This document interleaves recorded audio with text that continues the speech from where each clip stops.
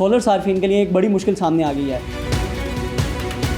नेपरा की जानिब से नई पॉलिसीज़ मुतारिफ करवा दी गई हैं। ये ग्रीन मीटर जो आपके हाथ में था, यही एक आखिरी उम्मीद थी गरीब आवाम की। पॉलिसीज़ को मज़ीद टाइटन किया जा रहा है। इसका मतलब है कि आपको सोलर लगवाने के बाद भी बिल पे करना पड़ेगा। अपने छतों के ऊपर मिनी ग्रिड लगा लिए हैं और अपनी बिजली खुद बना रहे थे, तो अब शायद गवर्नमेंट को ये भी बहुत ज़्यादा पसंद नहीं आ रहा। अस्सलाम वालेकुम नाज़रीन, पब्लिक डिजिटल के साथ मैं हूं फैज़ान चौधरी। पाकिस्तान में सोलर सार्फिन के लिए एक बड़ी मुश्किल सामने आ गई है। आवाम जो बिजली के बिलों से परेशान थी, जिससे बचने के लिए नेट मीटरिंग करवाती थी, अब उनके लिए एक और मुश्किल खड़ी हो गई है। नेपरा की जानिब से नई पॉलिसीज़ मुतारिफ करवा दी गई हैं, जिसके बाद हो सकता है कि आपको सोलर सिस्टम लगवाने के बाद भी बिजली का बिल अदा करना पड़े। और कई सवाल जो हैं इसके बाद जन्म ले रहे हैं कि क्या पाकिस्तान में नेट मीटरिंग ख़त्म हो जाएगी। तो इन तमाम सवालों के जवाब और नेपरा की जो नई पॉलिसीज़ हैं वो किस तरह असरअंदाज होगी, वो जानने के लिए हम आज मौजूद हैं वकास भाई के साथ, जो कि सोलर एक्सपर्ट हैं। तो उनसे जानेंगे। वकास भाई, मुझे ये बताएं कि क्या वाकई जो नेपरा की जो नई पॉलिसीज़ हैं, सबसे पहले तो आवाम को ये बता दें कि वो पॉलिसीज़ हैं क्या। जी, मैं आपको थोड़ा सा बताता चलूँ कि ये ग्रीन मीटर जो आपके हाथ में था, यही एक आखिरी उम्मीद थी गरीब आवाम की, जो महंगे बिलों से जो ऑलरेडी जान छुड़ाना चाह रहे थे। इस ग्रीन मीटर के ज़रिए ही जान छुड़ा सकते थे। लेकिन पाकिस्तान में गवर्नमेंट एक तरफ तो ये कह रही है कि वो बहुत ज़्यादा सोलर को प्रमोट कर रहे हैं, जो कि न्यूज़ की हद तक है, लेकिन पॉलिसीज़ की हद तक अगर हम देखें तो पॉलिसीज़ को मज़ीद टाइटन किया जा रहा है। इस वक्त नेपरा ने जो रिसेंटली पॉलिसी चेंज किया है वो ये किया है, पहले नेट मीटरिंग सारिफिन दिन के वक्त जितने भी यूनिट्स बनाते थे और उसको एक्सपोर्ट कर देते थे, वो यूनिट के बदले यूनिट एक्सपोर्ट हो जाता, रिवर्स हो जाता था।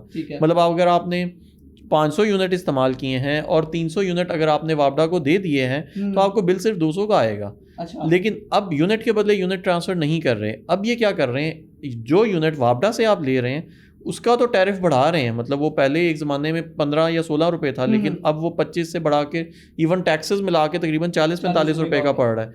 लेकिन जो यूनिट्स आप भेज रहे हैं, जो आप ग्रिड नेशनल ग्रिड में भेजते हैं इस ग्रीन मीटर के ज़रिए, जिन लोगों ने ऑन ग्रिड नेट मीटरिंग वाले सिस्टम लगवाए होते हैं, वो लोग एक्स्ट्रा बिजली को ग्रीन मीटर के ज़रिए ग्रिड में भेज देते हैं।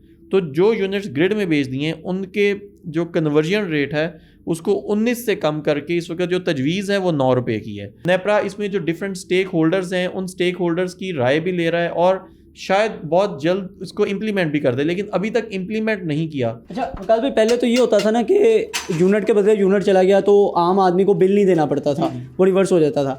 लेकिन अगर आप जिस तरह बता रहे हैं कि अगर ये इम्प्लीमेंटेशन हो जाती है तो इसका मतलब है कि आपको सोलर लगवाने के बाद भी बिल पे करना पड़ेगा। एग्जैक्टली ऐसा हो सकता है, क्योंकि आपने जो यूनिट इस्तेमाल किए हैं उसका रेट ज़्यादा है, लेकिन जो यूनिट आपने वापडा को दिए हैं उसका रेट कम होगा। आपने फॉर एग्जाम्पल अगर 300 यूनिट वापडा को रिवर्स कर दिए हैं, आपके बिल में 300 यूनिट लग के आ गए हैं, तो आप 300 यूनिट की रिवर्स आपको सिर्फ 2700 रुपये मिलेंगे, जो कि बहुत थोड़ी अमाउंट है। जबकि जो बिल आप ले रहे हैं उसमें टैक्सेस, फ्यूल एडजस्टमेंट प्राइसेस और बहुत सारी चीज़ें मिला लें तो वो प्राइस बहुत ज़्यादा बन जाती है। इसका इन शॉर्ट ये कहना चाहूँगा मैं कि जिस बंदे ने 10 किलोवाट का सिस्टम लगवाया था, अब उसको अपना बिल ज़ीरो करने के लिए 20 किलोवाट या 25 किलोवाट लगाना पड़ेगा। जिसने 5 किलोवाट लगाया था उसको 10 या 15 किलोवाट करना पड़ेगा।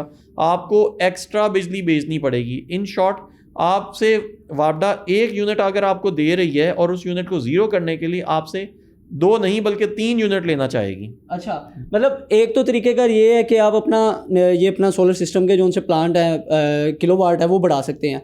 इसके अलावा और क्या ऑप्शन है? मतलब एक आम आदमी, हम तो पहले ये सोचते थे कि अगर आपने अपने बिजली के बिल बचाने हैं, ज़ीरो करने हैं, वापडा से जान छुड़ानी है तो सोलर सिस्टम लगवा लें।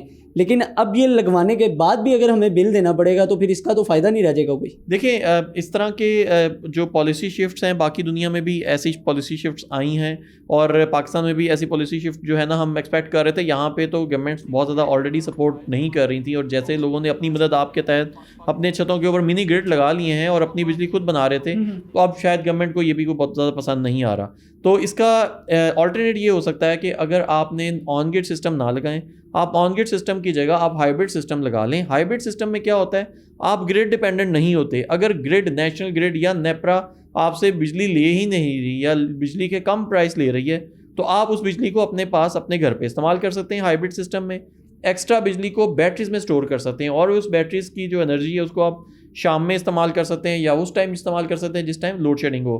तो आप हाइब्रिड सिस्टम के अंदर ग्रिड डिपेंडेंट नहीं रहते।